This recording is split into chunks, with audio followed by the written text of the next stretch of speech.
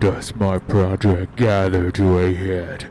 My charms crack not, my spirits obey, and time goes upright with his carriage. How's the day? On the 6th hour, at which time, my lord, you said our work should cease. I did say so, when first I raised the Tempest. Say, my spirit, how fares the king and his followers? Confined together in the same fashion as you gave in charge, just as you left them, all prisoners, sir, in the Lion Grove, which weather fends your cell. They cannot budge till your release. The king, his brother, and yours abide, all three distracted, and the remainder mourning over them, brimful of sorrow and dismay. But chiefly him that you termed, sir, the good old Lord Gonzalo. His tears run down his beard like winter's drops from eaves of rains. Your charm so strongly wrecks him, that if you now beheld them, your affections would become tender. Dost thou think so, spirit? Mine would, sir, were I human. And mine shall, as thou which art but air, a touch, a feeling of their afflictions, and shall not myself one of their kind, that relish all as sharply fashioned as they, be kindlier moved than thou art. Though with their high wrongs I am struck to the quick, yet with my nobler reason against my fury do I take part. The rarer action is in virtue than in vengeance. They, being penitent, the sole drift of my purpose doth extend not a frown further. Go, release them, Ariel. My charms I'll break, their senses I'll restore, and they shall be themselves. Fetch them, sir.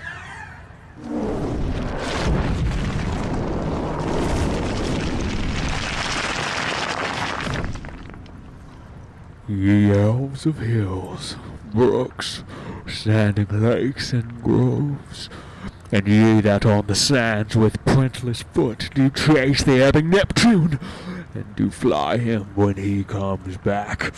You demi-puppets that by moonshine do the green sour ringlets make, whereof the ewe not bites, and you whose pastime is to make midnight mushrooms, that rejoice to hear the solemn curfew, by whose aid, weak masters though you be, I have bedimmed the noontide sun, called forth the mutinous winds and twixt the green sea and the azured vaults, set roaring war to the dread rattling thunder.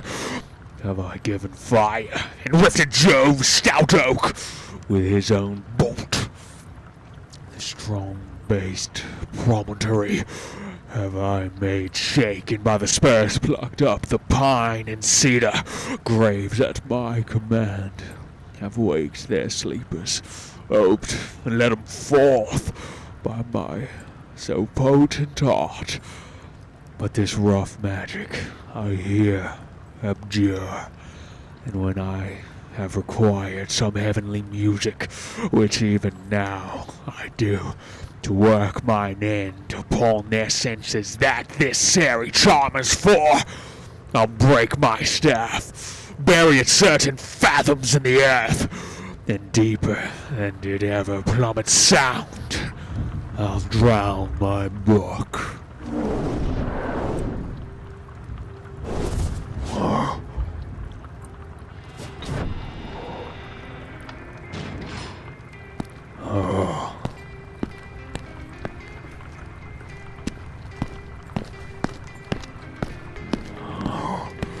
A solemn air, and the best comforter to an unsettled fancy. Cure thy brains, now useless, boiled within thy skull. There stand, for you are spell-stopped, only Gonzalo, honorable man, Mine eyes, even sociable to the show of thine, fall fellowly drops. The charm dissolves apace, and as the morning steals upon the night, melting the darkness, so their rising senses begin to chase the ignorant fumes that mantle their clearer reason. O Gonzalo, my true preserver, in a loyal search him thou followest, I will pay thy graces home both in word and deed. Most cruelly didst thou, Alonso, use me and my daughter. Thy brother was a furtherer in the act. Thou art been forced now, Sebastian. Flesh and blood, you, brother mine, that entertained ambition, expels remorse and nature, who, with Sebastian, whose inward pinch is therefore heart most struck, would here have killed your king. I do forgive thee, unnatural though thou art. Their understanding begins to swell, and the approaching tide will shortly fill the reasonable shore that now lies foul and muddy. Not one of them that yet looks on me or would know me. Ariel, fetch me the hat, and rapier in my cell. I will discase me, and myself present as I was sometime Milan. Quickly, spirit! Thou shalt ere long be free!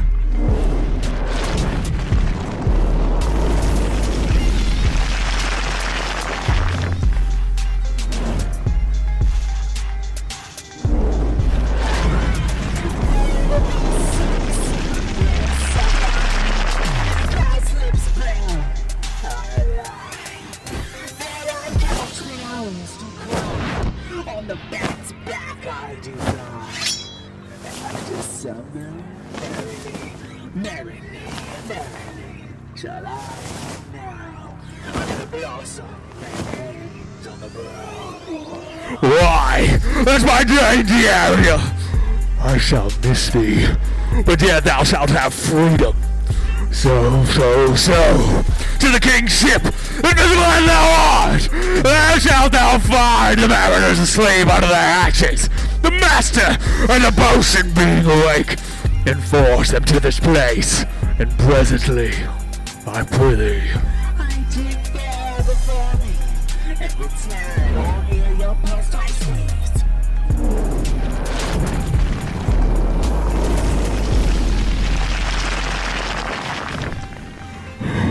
Unthorned, troubled, wonder and amazement and appreciation. Some heavenly power guide us out of the spirit of the god day. Behold, Sir King, the wronged Duke of Milan, Prospero. For more swords that a living prince does now speak to thee.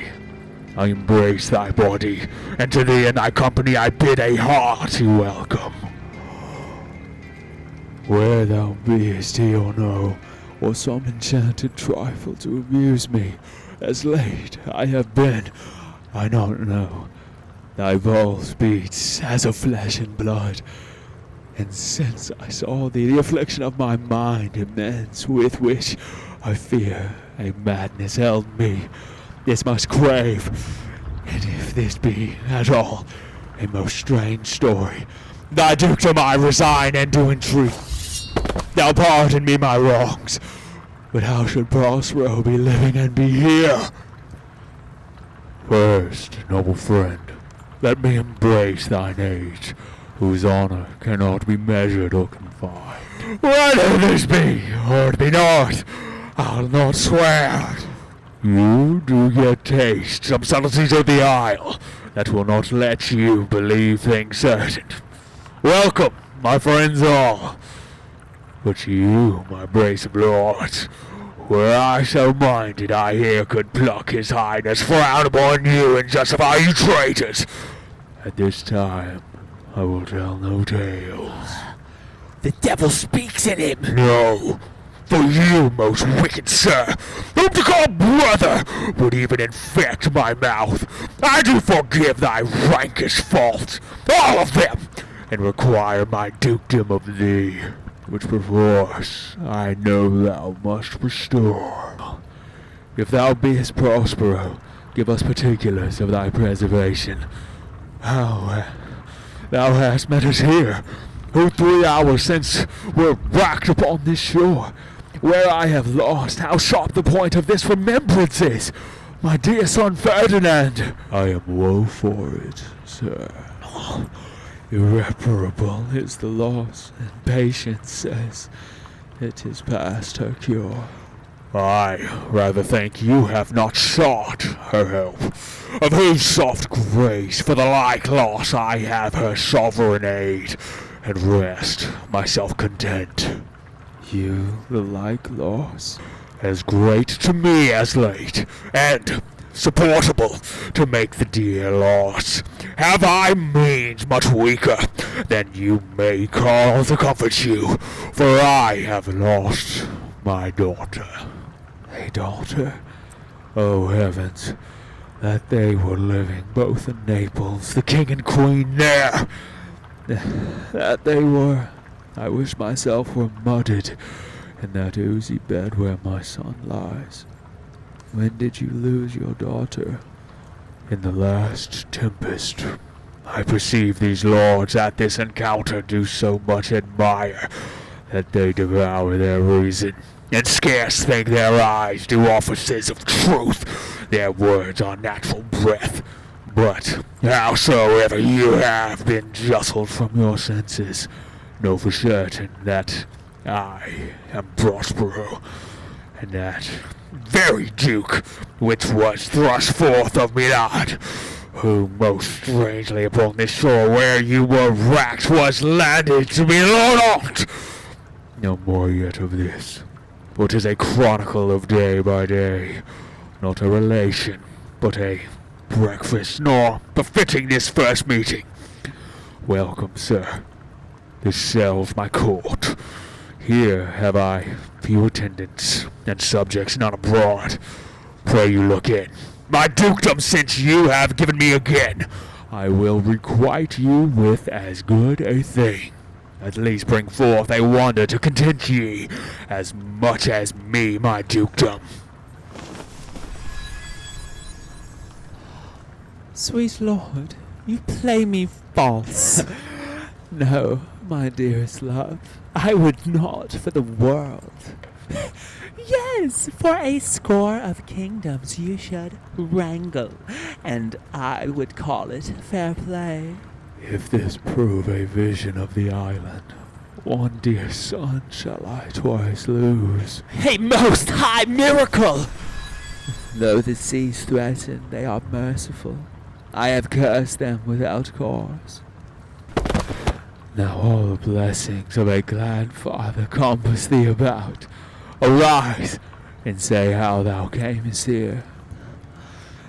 Oh, wonder! How many goodly creatures are there here! How beauteous mankind is! Oh, brave new world that has such people in it! 'Tis new to thee. What is this maid with whom thou wast at play? Your eldest acquaintance cannot be 3 hours. Is she the goddess that hath severed us and brought us thus together? Sir, she is mortal, but by immortal providence she's mine. I chose her when I could not ask my father for his advice, nor thought I had one. She is daughter to this famous Duke of Milan, of whom so often I have heard renown but never saw before, of whom I have received a second life and second father. This lady makes him to me. I am hers. But oh, how oddly will it sound that I must ask my child forgiveness. There, sir. Stop. Let us not burden our remembrance with a heaviness that's gone. I have inly wept, or should have spoken ere this. Look down, you gods, and on this couple drop a blessed crowd, for it is you that have chalked forth the way which brought us hither. I say amen, Gonzalo. Was Milan thrust from Milan, that his issue should become kings of Naples? Oh, rejoice, beyond the common joy, and set it down with gold on lasting pillars. In one voyage did Clarabelle her husband find in Tunis, and Ferdinand her brother found a wife where he himself was lost. Prospero his dukedom in a poor isle, and all of us ourselves when no man was his own. Give me your hands. Let grief and sorrow still embrace his heart that doth not wish you joy. Be it so, amen. Oh! Look, sir! It is Mortimus! I prophesied, if a gallows were on land, this fellow could not drown. Now blasphemy! That swears grace on board, not an oath on shore. Hast thou no mouth by land?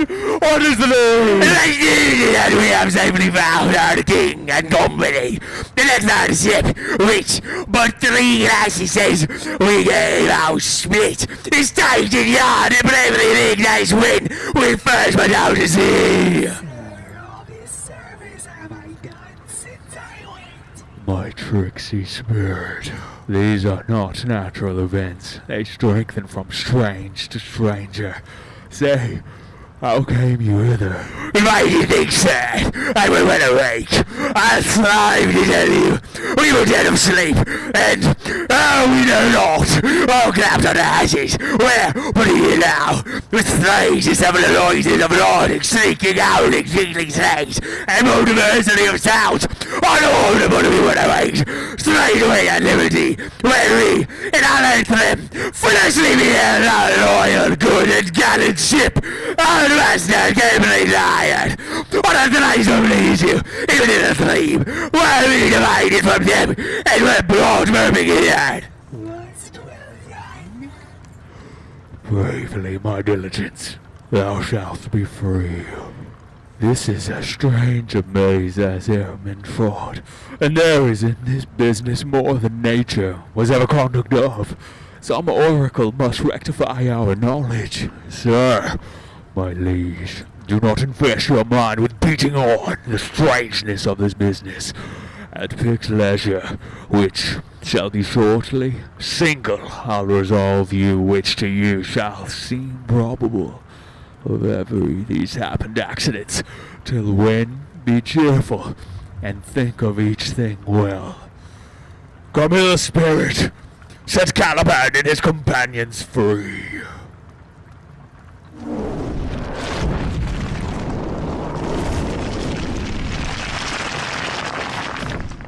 How fares my gracious sir?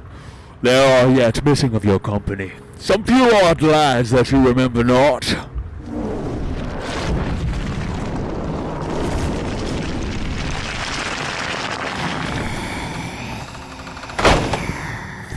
Every man shift for all the rest, and let no man take care for himself, for all is but fortune. Granio, bully monster, Granio! If these be true spies which I wear in my head, is a goodly sight. Oh, Septimus, these be brave spirits indeed. How fine my master is! I am afraid he will chastise me. What are these? My Lord Antonio will money buy them. Very like. One of them is a plain fish, and no doubt marketable. Mark with the badges of these men, my lords, then say if they be true. This misshapen knave, his mother was a witch, and one so strong that could control the moon, make flows and ebbs, and deal in her command without her power. These 3 have robbed me, and this demi-devil, for he's a bastard one, and plotted with them to take my life. 2 of these fellows you must know and own. This thing of darkness, I acknowledge, mine. I shall be pinched to death. Is not this Stefano, my drunken butler? He is drunk now? Where had he wine? And Trinculo is reeling ripe? Where should they find this grand liquor that hath gilded him? How camest thou in this pickle? I have been in such a pickle since I saw you last, that I fear me will never out of my bones. I shall not fear fly blowing. Why? How now, Stefano? No, touch me not! I am not Stefano, but a cramp! You'd be king of the Isle, sirrah! I should have been a sore one then! This is a strange thing as ere I looked on. He is as disproportioned in his manners as in his shape. Go, sirrah, to my cell. Take with you your companions, as you look to have my pardon trim it handsomely. Aye, that I will, and I'll be wise hereafter, and seek for grace. What a thrice-double ass was I, to take this drunkard for a god, and worship this dull fool. Go to! Away! Hence, and bestow your luggage where you found it. Or stole it, rather.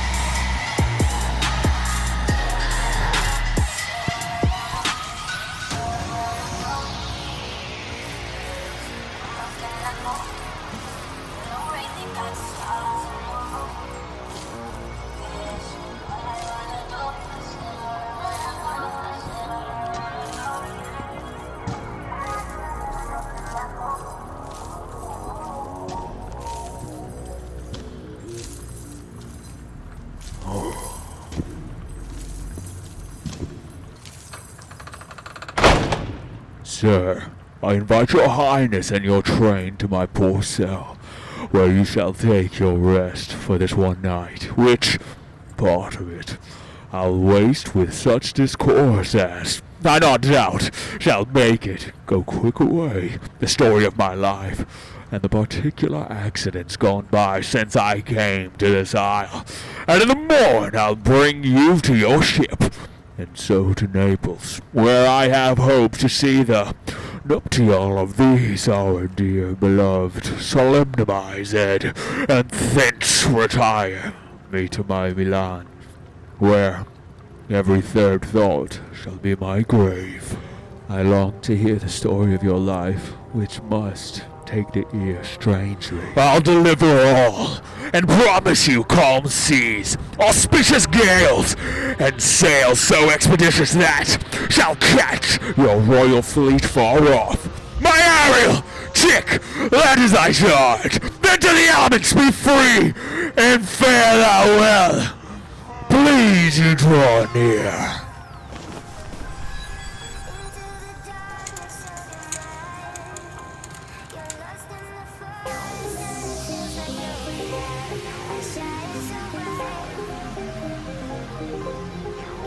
Now, my charms are all overthrown, and what strength I have's mine own, which is most faint. Now 'tis true, I must be here confined by you, or sent to Naples. Let me not, since I have my dukedom got, and pardon the deceiver, dwell in this bare island by your spell, but release me from my bands, with the help of your good hands. Gentle breath of yours my sails must fill, or else my project fails, which was to please. Now I want spirits to enforce, art to enchant, and my ending is despair, unless I be relieved by prayer, which pierces so that it assaults mercy itself, and frees all faults, as you from crimes would pardon me. Let your indulgence set me free.